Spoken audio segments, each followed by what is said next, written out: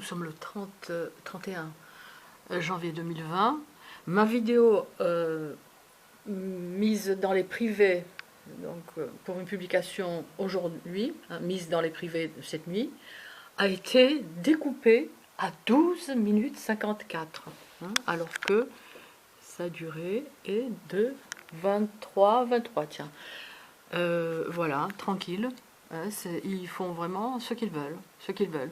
Par ailleurs, j'allais la visionner sur YouTube, normalement, voilà, regardez sur YouTube. Allez, rien du tout, rien du tout, rien du tout. Donc voilà. Mes moyens de communication sont entre les mains des crapules cyberdélinquantes. Je suis cible de gangstalking et donc d'un harcèlement absolument crapuleux, ainsi que de harcèlement électromagnétique que je dénonce sur ma chaîne. Voilà, dans cette vidéo, entre autres. Voilà. Pourquoi vous? Pour détourner l'attention de la pègre de cibles militaires. Voilà, ben je vous lis, tiens ça, on va voir, parce que c'est pas dit que ça apparaît sous mes vidéos, d'ailleurs je ne sais même pas si je suis vue. Bon, voilà une des raisons plausibles de la situation dramatique des cibles de harcèlement électromagnétique. Ceci me vient à l'esprit après avoir consulté un site US avec les condamnations de personnes ayant eu l'idée de s'en prendre à des cibles militaires. À l'heure du mondialisme, entre drones et autres lasers portatifs, il est certainement complexe et compliqué pour l'intérieur et la défense de contrôler des dispositifs d'attaque et de torture à distance, entre autres. Alors, livrons aux hyènes, pour détourner leur attention de cibles militaires, une gentille ménagère de 60 balais, ainsi que par exemple une mère black, mère de 3 enfants, dont un bébé. Voilà, trouver au préalable, les deux, de puces RFID, sans consentement, afin que le signal ne vienne que sur elle et que les personnes alentours ne ressentent rien. Personne ne les croira. On va les passer pour des paranos, pour des complotistes, pour des schizos. Ce sera selon. Voilà. Laser Pointer Safety. Bien, mais c'est rebelote, hein. Elle sera publiée en entier. Bonjour, nous sommes le 30 janvier 2020. Cette vidéo pour essayer de trouver Enfin, j'ai trouvé une raison supplémentaire, je pense, pour laquelle nous sommes ciblés, nous autres cibles de harcèlement électromagnétique. Le harcèlement électromagnétique, ce sont des agressions à distance, à travers les murs, par des armes à énergie dirigée ou par des dispositifs d'attaque à distance. Vous n'avez certainement jamais entendu parler, c'est verrouillé en France. C'est une criminalité qui est tue, protégée. Les médias n'en parlent pas. Et s'ils n'en parlent pas, c'est qu'il y a une raison. Il y a certainement beaucoup de raisons, même.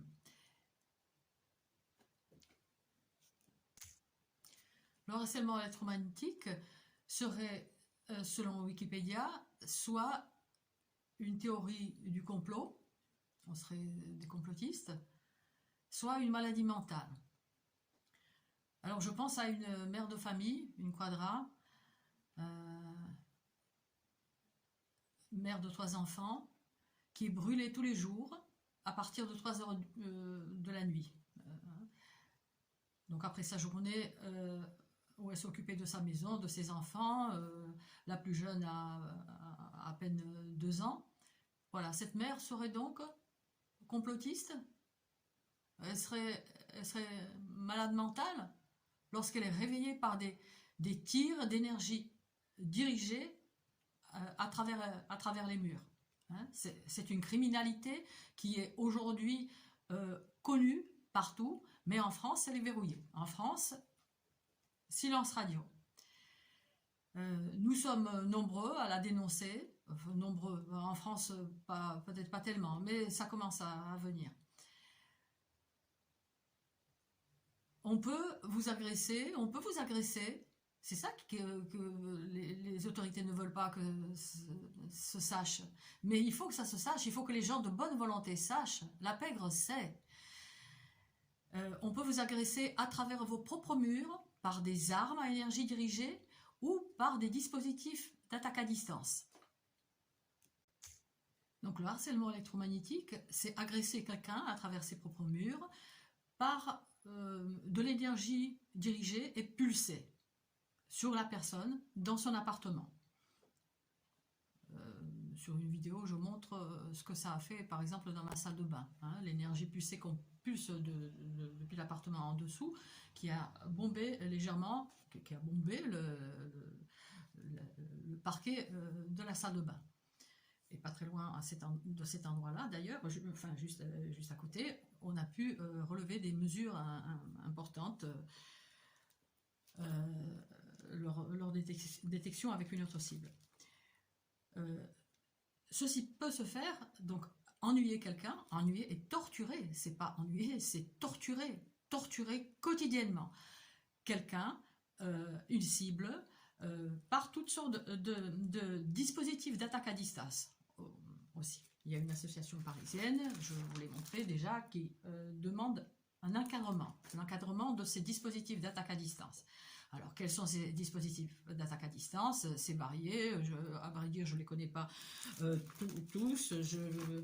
On sait que voilà, les cibles connaissent cette cible espagnole qui a publié ceci. Voilà comment ça se faisait il y a une trentaine d'années, lorsque les micro-ondes sont sortis. On pouvait les traficoter, on peut les traficoter de toute façon même aujourd'hui. On peut irradier des personnes à travers les murs. Mais l'intérêt est d'irradier une seule personne et que les autres à côté d'elle ne ressentent rien. Comment cela se fait? Cela se fait par les implants, par des puces RFID qui nous ont été administrées à notre insu, voilà, sans notre consentement, et le signal vient taper sur nos implants.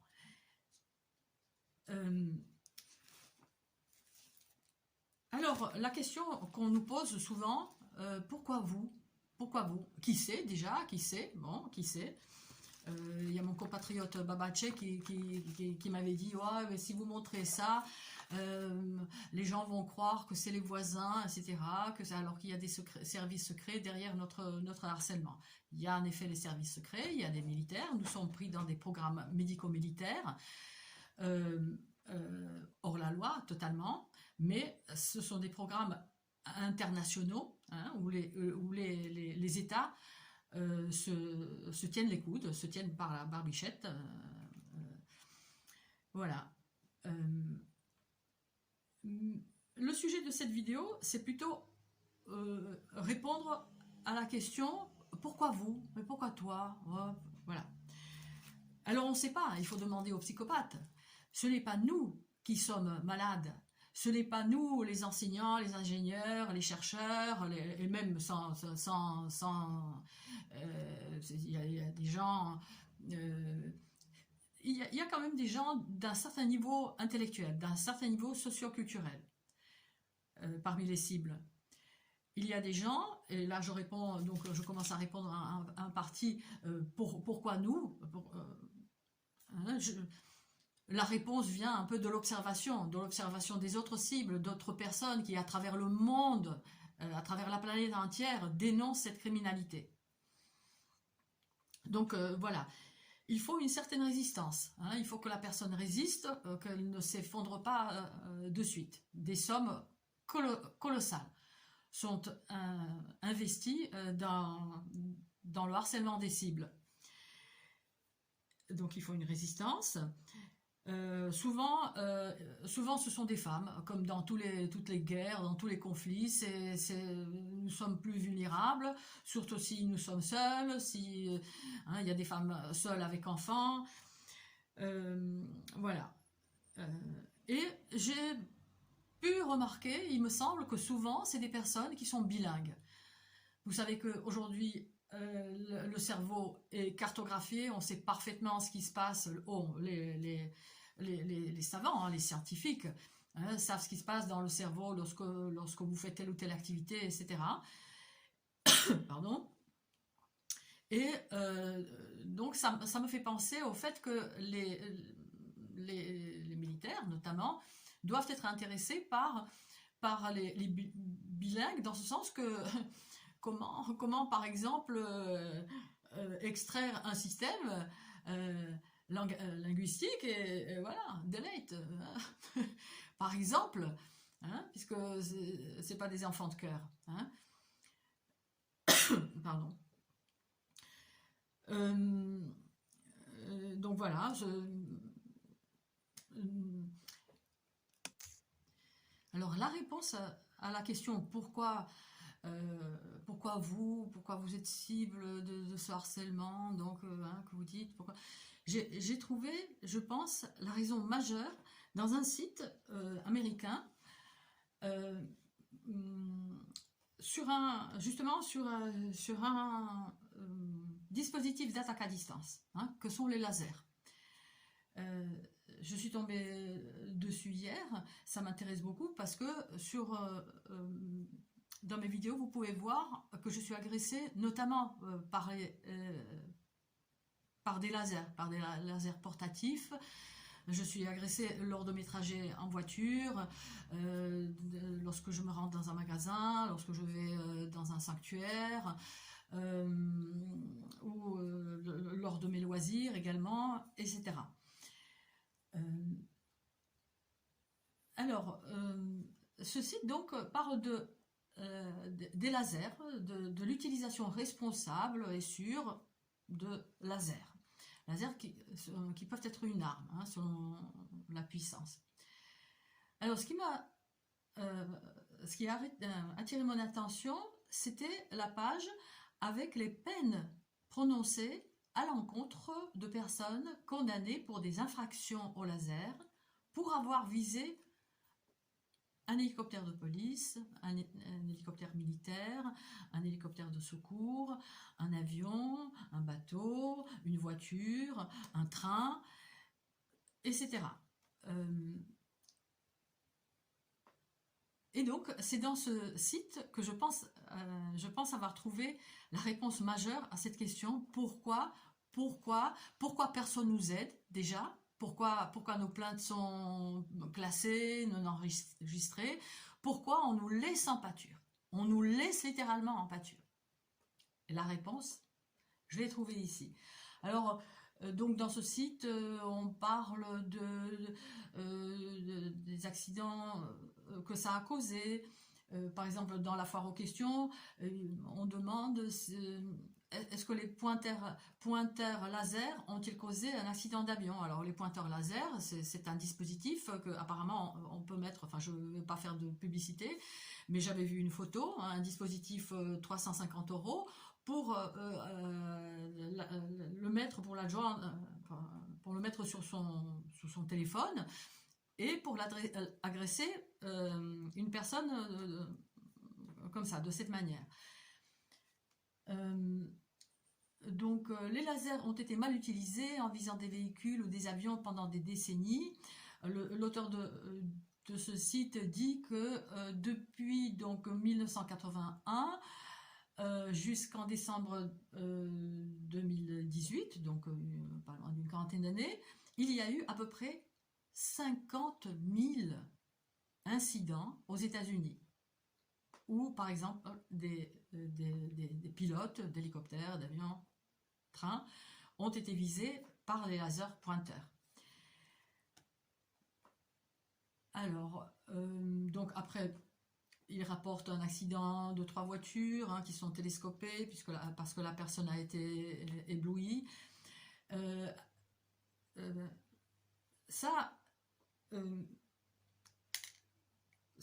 Si ce site m'intéresse, c'est parce que, en fait, les lasers peuvent provoquer bien sûr des brûlures, peuvent brûler un objet.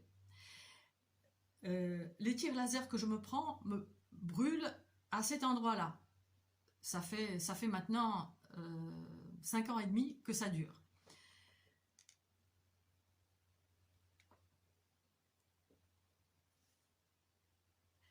Donc voilà, donc l'auteur parle de quelques cas. Il parle de la France également. L'auteur a entendu de manière informelle, entendu parler de manière informelle de 5 accidents de véhicules en France vers 2014. C'est par ailleurs l'année du commencement de mon harcèlement électromagnétique. Les accidents, donc, causés par des interférences visuelles au laser, mais l'auteur n'a pas pu trouver de documentation. Bon, ça n'étonnera pas. Hein, en France, aux États-Unis, il existe une loi où vous demandez une information, ils sont obligés de vous la donner. C'est ainsi d'ailleurs que un journaliste qui a demandé des renseignements sur autre chose, dans la foulée, hein, on ne se préoccupe pas trop apparemment, hein, on lui a envoyé ce document précieux pour nous, les cibles. Hein. Voilà, un document qui normalement, je crois qu'il a été classifié. Enfin voilà, ce que peuvent faire les armes électromagnétiques sur le corps. Hein, on le sait on sait faire depuis 1974, et certainement bien avant. Hein. Donc voilà, après, il y a... Donc c'est pas nous qui sommes fous, hein. C'est pas nous qui sommes fous, hein. C'est les militaires, hein. C'est les militaires, hein. C'est pas nous, hein. Après, donc, il y a un tableau de distance de danger laser, la distance à laquelle un faisceau peut être un risque de blessure oculaire, ou un risque d'interférence visuelle, ou un risque de brûlure cutanée, hein, ou un risque de brûlure des matériaux. Hein, on tire sur ma voiture, par exemple. Hein, vous avez une vidéo du 29 août 2019. On voit très bien les rayons.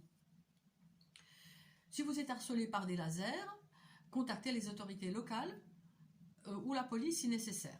Hein, nous sommes aux États-Unis, hein, nous ne sommes pas en France. Hein. En France, c'est un trompe blanc hein, qu'on va... Enfin, on a compris que c'est pas la peine hein, d'aller les voir. C'est ça qui est terrifiant. Hein. Alors, une liste partielle des incidents de harcèlement à laser est ici. Voilà, il parle d'un laser vert, un laser vert. Hein, j'ai filmé récemment donc une agression. Lors des agressions extrêmement violentes, j'étais amenée à quitter mon appartement.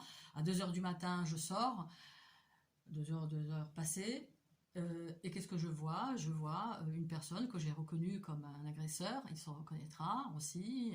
Tantôt viendra. Ça, hein.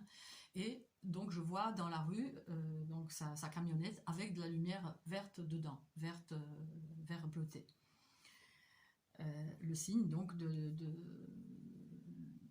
ces dispositifs d'attaque à distance. Par ailleurs, un autre dispositif similaire hein, est installé sur une autre de ces voitures. Pareil, j'ai pu filmer.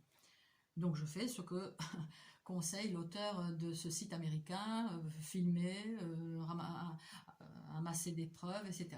Nous en France, ça ne nous sert à rien. Ça ne nous sert à rien, et pourquoi? Parce que la raison, voilà, la raison vient. Après, bon, par contre, ce qu'il dit, on voit qu'il défend sa chapelle et qu'il fait partie du lot hein, de personnes qui couvrent cette criminalité finalement. Donc ça, je ne vais pas vous le lire, mais bon, je vous donnerai le lien. Ce qui est intéressant aussi, c'est quand il dit « Il est très peu probable que des personnes ordinaires puissent acheter ou obtenir autrement de puissants faisceaux d'énergie dirigés qui traversent les murs. » Traduction Google, on comprend.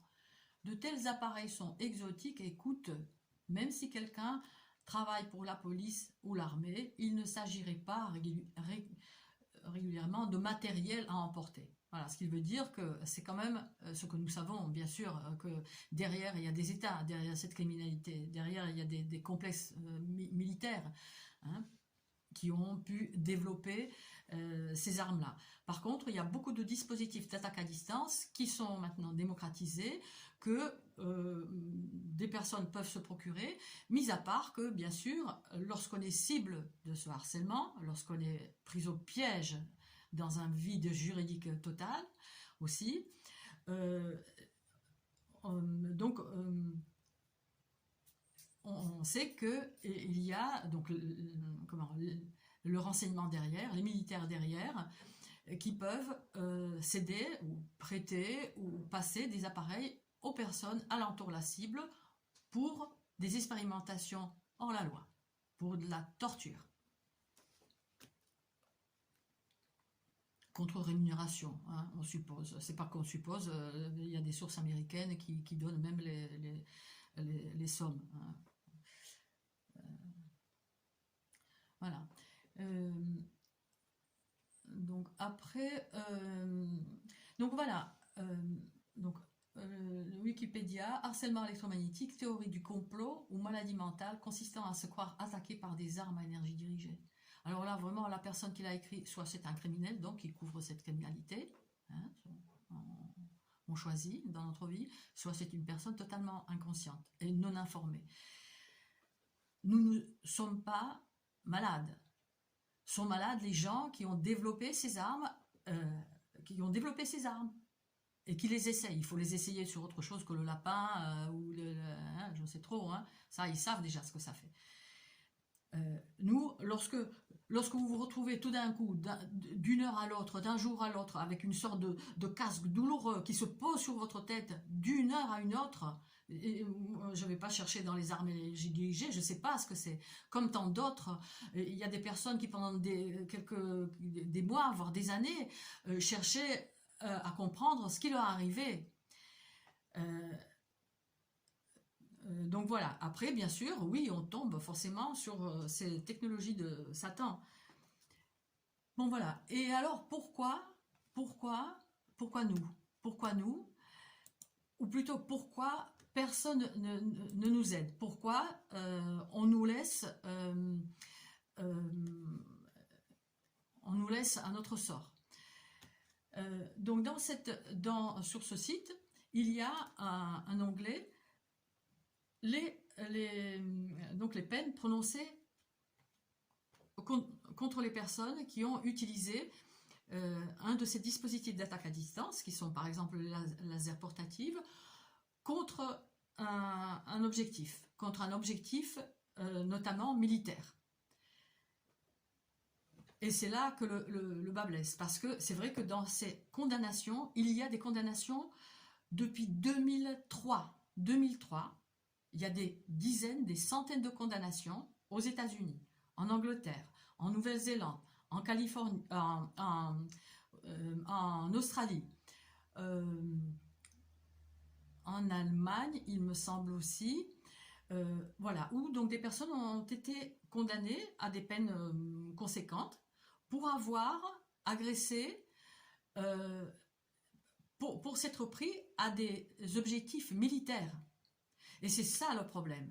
C'est-à-dire, bien sûr, c'est un problème, même pour ceux qui, même concernant les agressions sur les cibles civiles. Hein, il y a des gens qui ont pointé les avions civils, les hélicoptères civils, mais aussi, bon, surtout les hélicoptères militaires, de police, voitures de police, un shérif, etc., un train, etc. C'est dangereux pour l'intérieur, c'est dangereux pour l'armée.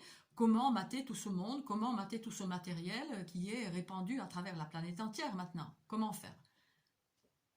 Une réponse possible qui m'est venue à l'esprit en lisant, en détaillant, c'est édifiant, hein, la liste de punitions, de peines. Une raison possible, donc, du fait qu'on nous laisse complètement, qu'on nous abandonne complètement, même si, par exemple, une raison est que justement, il faut détourner l'attention de la pègre de ces cibles-là.